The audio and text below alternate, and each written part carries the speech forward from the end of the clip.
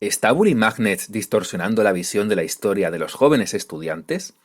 En esta segunda parte continuaremos con más ejemplos de la abrumadora cantidad de datos erróneos que hay en los vídeos de Bully Magnets sobre el Imperio Español. Para lograrlo, lo primero que se necesita es deshacer el sistema de encomiendas. Me parece muy bien, Bartolomeo. Necesitamos nuevas leyes para que esto entre en vigor. Y las llamaremos leyes nuevas. Ya sabes, porque son leyes y también son nuevas. No, sí, muy creativo, Su Majestad. Ya sé, siempre me lo dicen. Las llamaron leyes nuevas porque había otras antiguas, las leyes de Burgos, consideradas uno de los grandes precedentes del derecho internacional y de las cuales Bully Magnets no habla.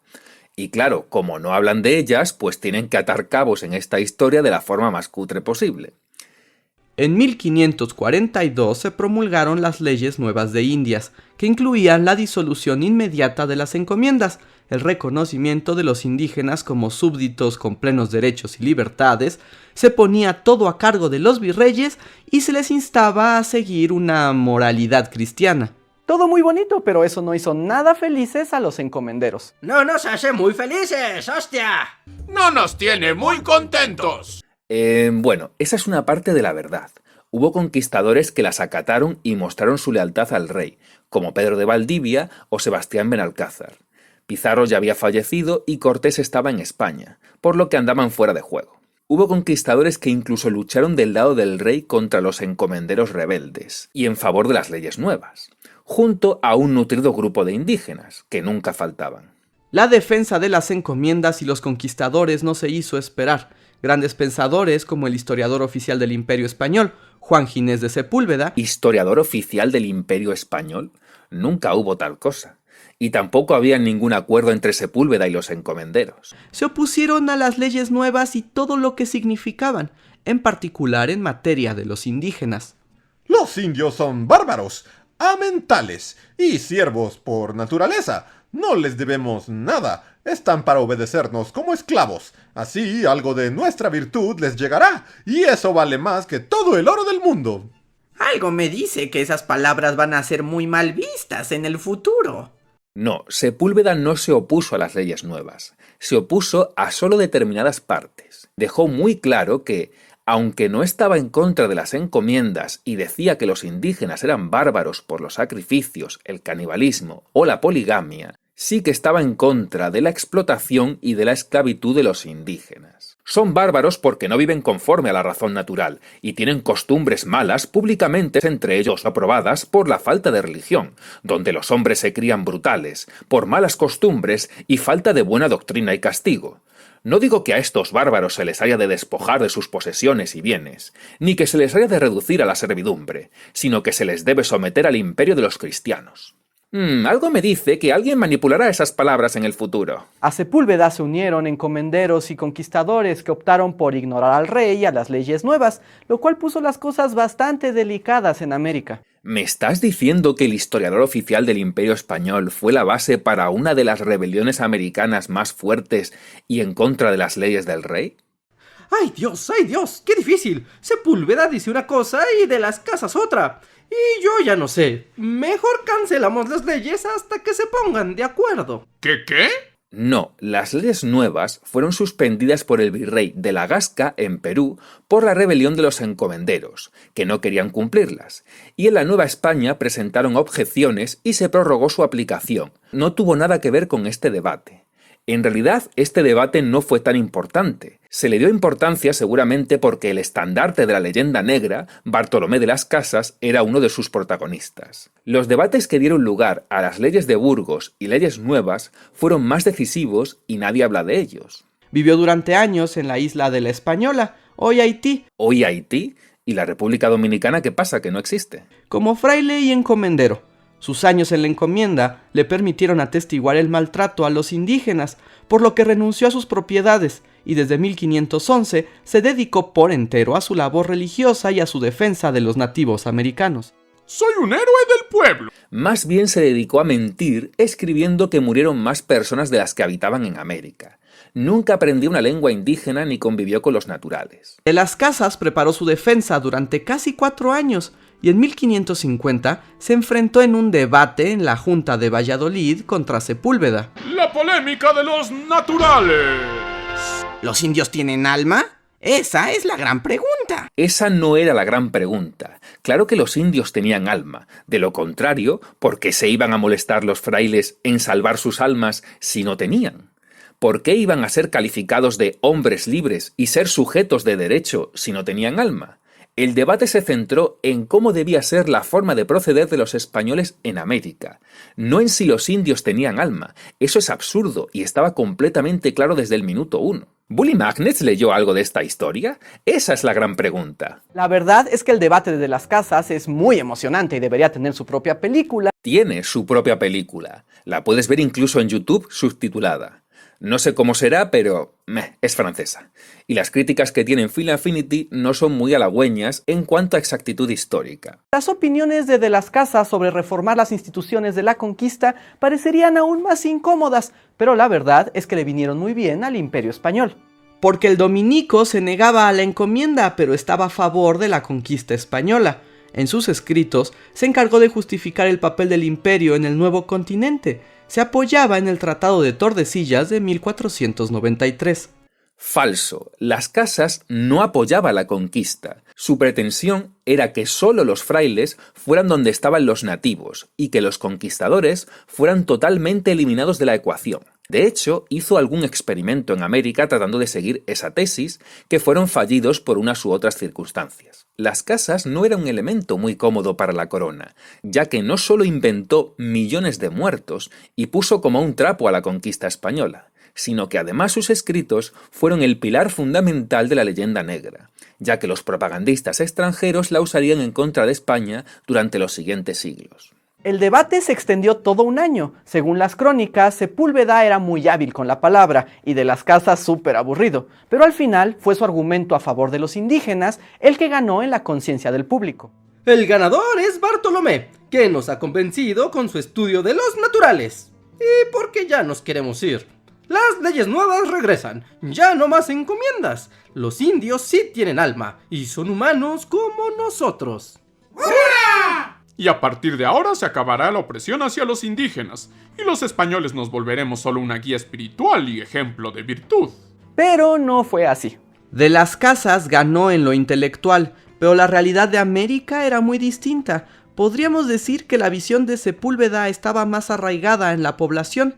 Ya no había encomiendas, pero el nuevo sistema de repartimiento de labor que se puso en vigencia desde 1560 seguía dando todo el poder a los españoles y sometía a los indígenas americanos a un trato de plena esclavitud. Pero no se llama esclavitud, y con eso ganamos el asunto del marketing. Pero no fue así. Nunca se designó un ganador claro en ese debate. Simplemente sucedió y ya.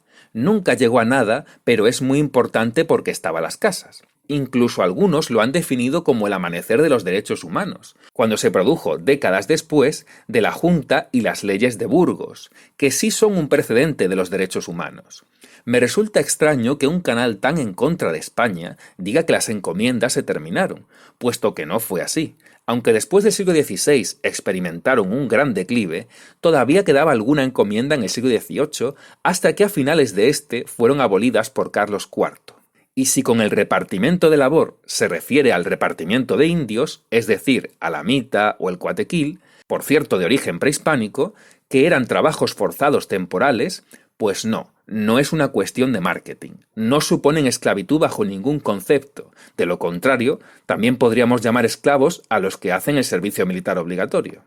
El trabajo forzoso temporal ordenado por un Estado no convierte a nadie en esclavo, por muy criticable que te pueda parecer. Los encomenderos no se preocupaban por los indígenas y los veían solo como una mano de obra forzada que les daba muchas ganancias. Además, como se les consideraba hombres libres que no podían ser esclavizados, ni siquiera los trataban como propiedad, por lo que sus condiciones eran a veces peores que en la esclavitud. ¡Oh, la ironía de la vida! Hay que ver estos españoles que ni siquiera trataban a los indígenas como una propiedad. ¡Qué malos son! ¿Mejora de condiciones de las poblaciones nativas? No seas ingenua, la explotación de las riquezas de estas tierras. ¡No! Sí, crearé por primera vez la jornada laboral de 8 horas para limitar el trabajo de los indígenas y explotarles todavía más. Un plan sin fisuras. ¡Es un escándalo! Las otras potencias europeas enemigas del Imperio Español no dudaron en avivar el fuego. Son unos salvajes. ¿Cómo se atreven a abusar de los pueblos nativos? Que los emperadores indios fueran idólatras no daba derecho a los españoles para despojarlos de su autoridad. Son unos abusivos y regicidas. Sí se dan cuenta que están haciendo las mismas cosas en África y el Caribe, ¿cierto? ¡Para nada! ¡No sea ridículo! Madre mía, esto es lo que yo llamo una orgía de épocas. Tenemos al rey Carlos V, que murió poco antes de que la reina Isabel I fuera coronada en Inglaterra, y no en ese palacio del siglo XVIII. Y luego tenemos al rey Luis XIV de Francia, también del siglo XVIII, hablando de las colonizaciones francesa e inglesa de África que no se dieron hasta el siglo XIX. De ese conflicto político de envidias entre imperios surgió la llamada leyenda negra española, aunque eso no quita que los españoles sí eran bien gandallas en América. Bueno, esto es de lo poco que se dice de la leyenda negra, nada más un asunto de envidias entre imperios, sin mencionar su contenido ni el uso geopolítico que ha tenido esta a lo largo de la historia, hasta el punto de que ellos mismos se dedican a esparcirla. Claro, tío, somos lo mejor que les ha pasado a estos chavales. Les trajimos todo, y quien diga lo contrario es por la leyenda negra. ¡Jolines! ¡Leyenda negra! ¡El coco de los conquistadores! Muy bien, que siga llegando el oro y la plata, mientras nosotros llevamos para allá el trigo y la cebada, la alfalfa y la col, las almendras y el ajo. Oiga, ese no es un intercambio muy justo. ¡Pero qué rica es la alfalfa! ¡Ñam, ñam, ñam! Jamás cambiaría mi alfalfa por 4 ni 5 lingotes de oro. ¡Sería un tonto! ¡Ñam, ñam, ñam! ¡Qué rica mi alfalfa! Aparte de que los españoles aportaron bastantes más cosas y más importantes, no es un intercambio de ningún tipo. El oro y la plata eran nada más los impuestos que todo Estado cobra. No sé por qué los impuestos solo llaman especialmente la atención cuando los cobra España. Una pregunta, ¿para ti el oro tendría algún valor si los españoles no te hubiéramos enseñado que vale mucho? ¿Qué creía usted? ¿Que los blanquitos iban a hacer el trabajo pesado? Los esclavos eran llevados a América para hacer un trabajo no muy distinto del que hacía el común de los mortales en los campos europeos. Eso sí, en condiciones mucho peores. Se llevaron a América por la escasez constante de mano de obra, no por una cuestión de que los blancos no querían trabajar. A los esclavos nomás nos dan para comer y dormir. Y en 1785, cuando el ayuntamiento ordena pasar revista en las escuelas, encuentra que más de la mitad de los maestros son mulatos o moriscos, pero desde luego de ninguna manera son españoles. Era frecuente que los esclavos supieran leer y escribir. La sociedad virreinal nunca fue una sociedad de castas. Los esclavos sí tenían derecho a poseer dinero, propiedades e incluso a comprar su libertad. Que fueran una propiedad de otro no quiere decir que no tuvieran derechos. Porque los indígenas no fueron esclavos, eran libres y podían tener posesiones y tierras, aunque claramente estaban en una posición de desventaja contra los españoles que contaban con mucha más riqueza. Libre pero pobre, el inicio de la desigualdad. Los españoles no contaban con mucha más riqueza que las clases altas indígenas, las cuales eran más ricas que la inmensa mayoría de los españoles de la península. El periodo español no inicia la desigualdad, solo cambia su forma respecto a la desigualdad que existía entre un macehual y un noble mexica o entre un yanacona y un noble inca. Humboldt se refería a la desigualdad social, pues si bien había prosperidad económica, era solo para unos pocos. Humboldt se refería a la desigualdad social, pero también a la enorme prosperidad económica que tenían los trabajadores, en su mayoría indígenas, en las minas, los cuales eran los mejor pagados del mundo. Otros estudios señalan que ciertos salarios hispanoamericanos eran más altos que los de Europa occidental. Además de la desigualdad, vivir en la Nueva España era difícil, especialmente porque todas las riquezas se las llevaban los españoles a Europa. ¡Qué rico mi mango! Nada, todo se va directo al rey Carlos III. Es que las necesitamos, son frutaliciosas. Decía Montesquieu que en caso de que alguien fuera colonia, la colonia era España, porque España estaba muchísimo más pobre que nosotros. Si uno analiza la historia de España, pues allá hubo hambrunas terribles, bajísimos salarios, bueno, llegó a haber hasta Una cosa muy triste, hubo hasta comerse al muerto por el hambre. Maldito chilango, yo en España me muero de hambre y tuve que comerme a mi abuela mientras tú te inflas a comer. Se siente gachupín haber nacido en la Nueva España, la vieja está senil. Che, pibe, que nos estamos convirtiendo en uno de los territorios más ricos de Sudamérica, además de tener los mejores cortes de carne. Bueno, sí, pero todo es para la corona, incluido esos jugosos cortes de carne. Che, boludo, no se vale, corona. ¡Ay! De por sí no tenemos nada. Y ahora nos quitan más. Sí, mira, todo sea por la salud de las finanzas imperiales. De la nada no se recaudan impuestos. Los salarios rioplatenses llegaron a superar a los de Madrid cuando esta parte de Sudamérica había sido pobre e irrelevante antes de los Borbones. Los impuestos se recaudaban porque la gente tenía más dinero, y casi todo se lo quedaba la gente común, ya que en aquella época el gasto público era mucho más bajo que ahora. Además, los impuestos iban más para el gasto público de los virreinatos que para la corona en España. Humboldt precisamente habla de cómo en la Ciudad de México el consumo per cápita de carnes es mayor que en París. Por tanto, a menos que el rey de España fuera capaz de devorar él solito toneladas de carne, no, los frutos del trabajo de los americanos no se los quedaba el rey. La inmensa mayoría de las riquezas de América se quedaban en América. Solo una minoría iba para España. Fue después de la independencia cuando las riquezas empezaron a irse fuera. Es un tanto exagerado decir que en España la gente se moría de hambre, salvo en épocas muy concretas, ya que sí que había hambrunas en Europa, pero no eran constantes. También hubo alguna hambruna en los virreinatos por malas cosechas, terremotos, etc. De hecho, los virreinatos prohibían que ciertos productos se fabricaran en América para así forzar el comercio con España y otras naciones europeas. Bueno, eso ocurrió en ciertos periodos. Los monopolios no siempre se mantuvieron. Sin embargo, su principal explotación fue la extracción minera de oro y plata. Esta condición de extracción del material más valioso del mundo y el bajo costo de su explotación generó una riqueza inmensa en la población española y su capacidad para consolidar su poder político y económico. Tanto en México como en Perú, la explotación minera rondaba tan solo el 10% del PIB según la estimación que se consulte. Era un motor de la economía que movía a otros sectores, pero por ejemplo en México el sector manufacturero pesaba el doble que el minero. Recuerdo también que había indígenas dueños de minas y que su propiedad estaba avalada por la corona. La estructura social y económica de las haciendas en los virreinatos consolidó un sistema concentrado en la explotación de recursos para su exportación a Europa. Esto tuvo consecuencias, pues no se generaron dinámicas de comercio al interior de los virreinatos que permitieran generar nueva riqueza. En general, la dinámica económica del Imperio Español en América del siglo XVII se limitaba entonces a la extracción y exportación de recursos. El comercio en el interior de los virreinatos era bastante fluido, y en el caso de Sudamérica iba desde Cartagena o Bogotá hasta Tucumán por los caminos. El tráfico de mulos cargando mercancías en los virreinatos llegó a ser de cientos de miles para el siglo XVIII.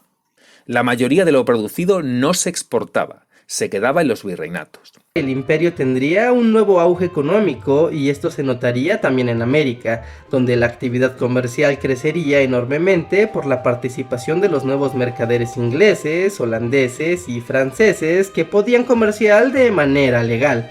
Pero con el paso del tiempo y con la intervención legal e ilegal de otras potencias, fue tomando forma a una región de abundante intercambio y comercio. Los barcos con mercancías no solían llegar a las fechas estipuladas y los productos que traían de España no eran suficientes para abastecer la demanda. Esta situación fue aprovechada por las nuevas compañías mercantes que montaron un mercado alterno de contrabando. Desde Veracruz hasta Buenos Aires, de Acapulco hasta Chile, hay muchos lugares alternos para hacer nuestros mercados. Porque al comercio nadie lo detiene. En este caso es que nadie quiso detenerlo, sino controlarlo, que es distinto. El contrabando y el comercio exterior no eran la principal alternativa al español, precisamente porque España no podía abastecer a América y estaba oficialmente aislada del comercio con potencias rivales de España. Lo que más se desarrolló fue el comercio interno. Este contexto obligaba a los virreinatos a vivir sobre todo de su propia producción y de su propio comercio.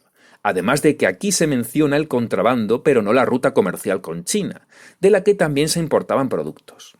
Como la venta de esclavos, el mejor negocio de la época. En realidad, la venta de esclavos era un porcentaje bastante bajo sobre el PIB. Todo se agravó con las reformas borbónicas, una serie de decretos absolutistas que incluían un aumento a los impuestos de las colonias, la exclusividad de cargos importantes para españoles peninsulares y la expulsión inmediata de los jesuitas. En realidad, con Carlos III gobernó uno de los pocos virreyes criollos que hubo en los virreinatos, Juan José de Bértiz. Además, durante la era borbónica fue cuando más virreyes criollos hubo. Y no todo se agravó con las reformas borbónicas. La economía mejoró muchísimo tras un siglo XVII estancado por epidemias y poca modernización de la producción. Algo me dice que este periodo no va a ser uno muy bueno para mí. Otra vez. Las reformas borbónicas implicaron nuevas medidas, en las que el ojo del imperio estaba más que nunca atento a todo movimiento en los territorios en América. ¡Soy el rey! ¡Soy el ojo que todo lo ve! Sí, el rey deseaba tener más centralismo, pero una cosa es lo que quería y otra cosa lo que consiguió. Y los virreinatos estaban acostumbrados a ser muy independientes, y su lejanía y sus vastos territorios eran su principal arma para seguir siéndolo. En realidad va a ser el periodo de mayor florecimiento económico, hasta que los ingleses comenzaron a declarar guerras, los franceses invadieron la península y las independencias empobrecerían América por completo. Ah, sí, también expulsamos a esos jesuitas del territorio de la monarquía hispánica, que ya se estaban creyendo mucho. ¿Y nosotros qué hicimos? Pues educan a la gente, la enseñan a pensar y los alborotan. Eso no está guay. En cuanto a la expulsión de los jesuitas, se dio en todos los reinos católicos, y el Papa disolvió esta orden. No sé por qué siempre se expone como si fuera una ocurrencia exclusiva de los Borbones de España. Austria, Portugal y Francia los expulsaron antes que España. Cuando el Papa restauró de nuevo esta orden, el rey Fernando VII los volvió a recibir en España. Sin embargo, volverían a ser expulsados durante determinados periodos, como el Trienio Liberal o la Segunda República Española. En general, muchos países los expulsaron durante el siglo XIX y parte del XX, como Holanda, Alemania, Italia, Suiza, Brasil o Costa Rica. Se les acusaba de meter mucho las narices en los asuntos del Estado, pero también se dice que a los ilustrados y los masones no les caían muy bien. En fin, de los jesuitas hay 1000 versiones contradictorias, pero solo una cosa está clara: expulsarlos no fue una ocurrencia de España. Hasta ese momento, las guarniciones regulares eran de origen español, pero esto implicaba un costo económico tremendo para mantener un reducido ejército. Para solventar este problema, Carlos III aceptó una propuesta que implicaba armar y entrenar en las milicias locales a personas nacidas en América, mientras en la estructura fuerte se mantenían militares asalariados leales a la corona. Las milicias siempre estuvieron formadas mayoritariamente por americanos. Lo que hizo el rey Carlos III fue potenciar estas milicias. Si se producía un ataque, una rebelión de indígenas o esclavos, también eran los propios americanos, muchos indígenas, los que las reducían. A menos, claro está, que hubiera negociaciones satisfactorias con los rebeldes, algo que la corona casi siempre intentaba. Estoy seguro que armar a americanos en las fuerzas locales no será contraproducente a la larga. Sé que se mantendrán siempre fieles al Imperio Español. Sí, señor, siempre fieles al Imperio Español.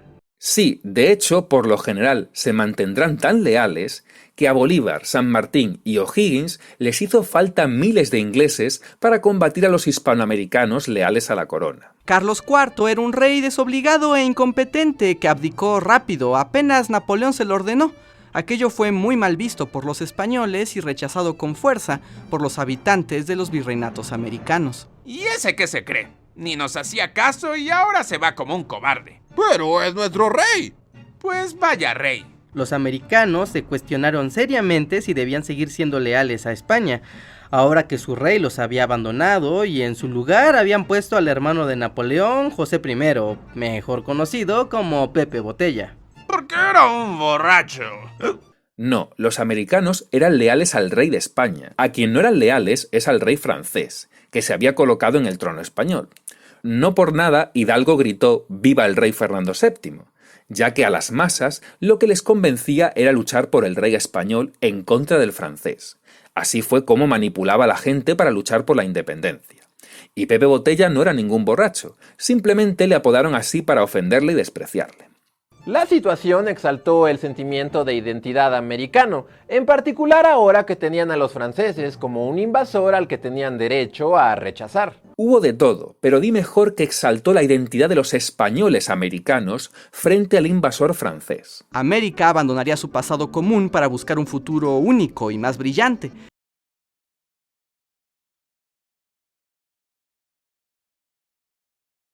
El protagonista de esta batalla fue uno de los personajes más relevantes e influyentes en los procesos de independencia de América Latina y que sería determinante en la historia de la Gran Colombia. Estamos hablando del afamado Simón Bolívar, que por fin hace su debut en Bully Magnets. Ya era hora, Bully Magnets. Simón Bolívar fue un hábil militar y político venezolano, nacido en Caracas dentro de una familia letrada y aristócrata. Su levantamiento llamaba a todos los territorios hispanoamericanos para independizarse de la corona española, por lo que se ganó el título de Libertador. Su intervención fue decisiva en los procesos de independencia en los actuales territorios de Venezuela, Colombia, Panamá, Ecuador, Perú y Bolivia. Se llama, de hecho, Bolivia en homenaje a mi figura. Bolivia, Bolívar. ¿Captaron esa? Simón Bolívar fue un hábil oportunista y nefasto militar al que apodaban el Napoleón de las retiradas. Nacido en Caracas, dentro de una familia de potentados con esclavos negros, su levantamiento llamaba a todos los hispanoamericanos a someterse a la corona inglesa, a endeudarse con ella y darles a precios de risa todos los recursos americanos, por lo que se ganó el título de masón. Su intervención fue decisiva en el proceso de empobrecimiento y balcanización de los actuales territorios de Venezuela, Colombia, Panamá, Ecuador, Perú y Bolivia. Bolívar retomó el nombre de Colombia de las ideas de Francisco de Miranda, libertador que le precedió. Libertador que fue entregado a los españoles por el traidor de Bolívar. Los ejércitos de Bolívar derrotaron a la corona en Guayaquil y Quito, y este impuso su entrada a la nueva nación como departamento del Ecuador. Ustedes entran también. Bueno, si usted lo dice. Señor Libertador. Señor Libertador, sí. No hay duda de que la Gran Colombia fue producto del liderazgo y de la capacidad de gestión de Bolívar, pues el parentesco y los contactos entre estas tres regiones habían sido escasos durante el periodo colonial. No hay duda de que el destrozo de la Gran Colombia fue el producto de la incompetencia, la crueldad y el entreguismo de Bolívar. Además, el parentesco y el contacto entre estas tres regiones había sido grande durante el periodo español que las unificó, y fueron escasos cuando se enemistaron entre ellas tras la balcanización que comenzó Bolívar. Y por supuesto, no faltó la total falta de piedad para con los vencidos. Bolívar hizo el decreto de guerra a muerte a los españoles que no lucharon contra su propia patria, y no tuvo reparo en matar a multitud de enfermos en un hospital. En general, por buena parte de Hispanoamérica se hicieron decretos de expulsión para los españoles. El ganador se lleva todo, el perdedor ha de caer. Como pueden ver ustedes, cualquier parecido entre la historia y las historietas que cuenta Bully Magnets es pura coincidencia. Este era un canal que quería posicionarse como alternativa al relato de la educación oficial, pero, al menos con el Imperio Español, no se sale absolutamente nada de esa versión oficial que los demoniza constantemente con argumentos irracionales y datos falsos. Padres, tengan cuidado con quienes educan a sus hijos. Nos está diciendo el chat que nos hicieron un video hablando mal de nosotros, de Bully Magnets, de un hispanista leyenda negra. ¡Wow! ¿Ya hacen video reacciones de nuestros videos? Ajá, y lo peor es que no sabía quién era, pero ya nos dijeron que es la Brigada Antifraudes. O sea, es ese vato. Ya empezamos mal, ¿no? O sea, yo no sé quién es Brigada Antifraude, pero si un canal se llama Brigada Antifraude, porque claramente es un fraude. Ya nos habían hablado de él. Es un vato, no sé, un vato o vatos, no lo sé, que son acá súper nefastísimos, leyenda negra, y andan como por todo el mundo ahí con su onda de la hispanidad triunfa. Y ya nos habían contado de él, y al parecer hay un video donde rantea sobre nosotros durante media hora. Hostia, pues que no me gusta que somos buenos en España, pues que no hablen así. Y es como de, no lo sabía. Ahí ustedes me cuentan.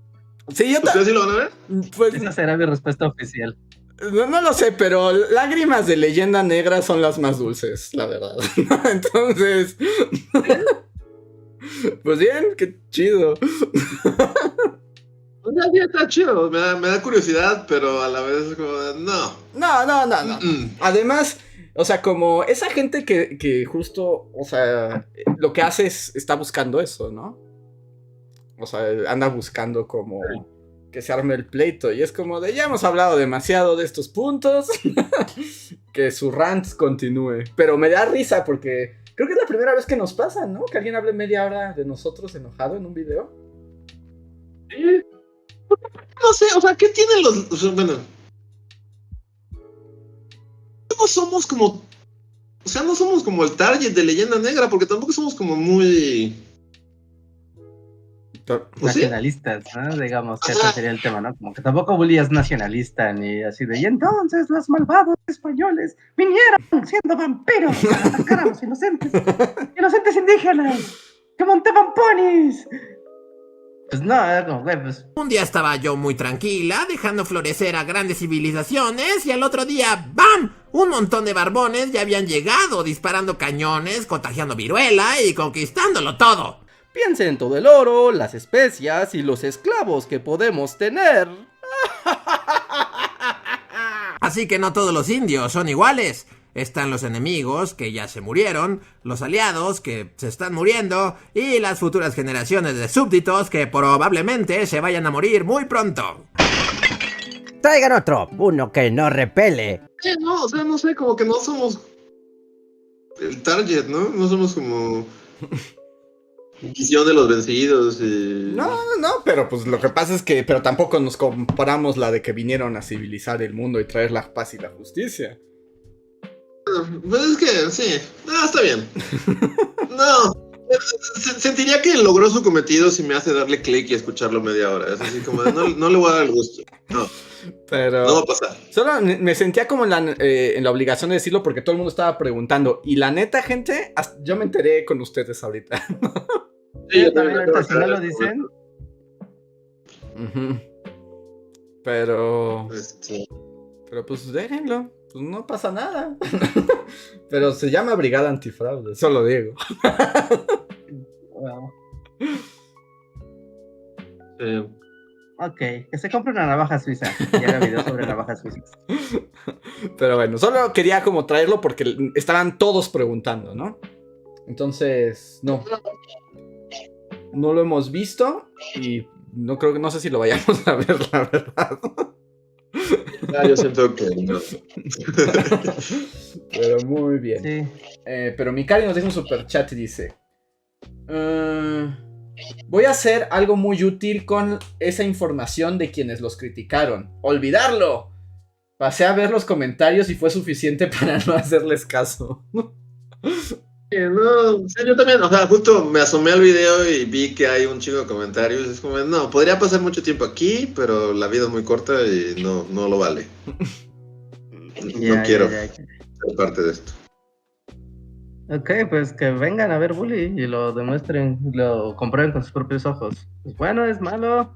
Tiene bibliografía, amigos. Si no les gusta, lean un libro. Ajá, y además como de todo lo que decimos, ahí están los libros. Aliense con los libros. Ajá, ¿no? Así como... Sí.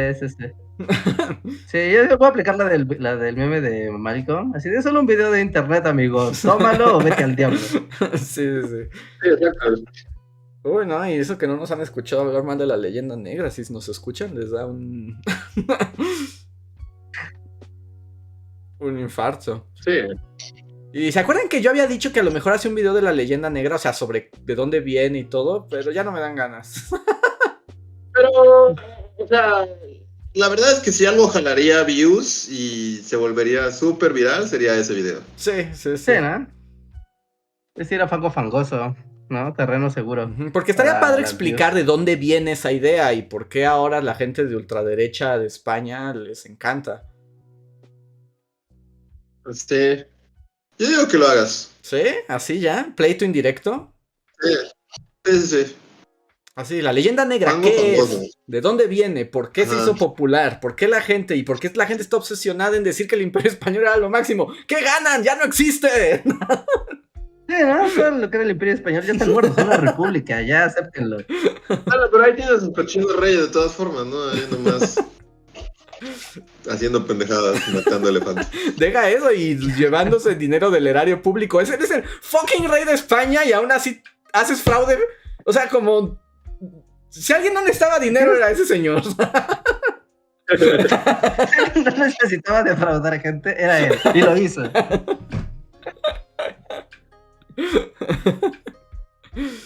Pero dicen que yo... Ok, voy a investigar sobre la leyenda negra. Y si me nace...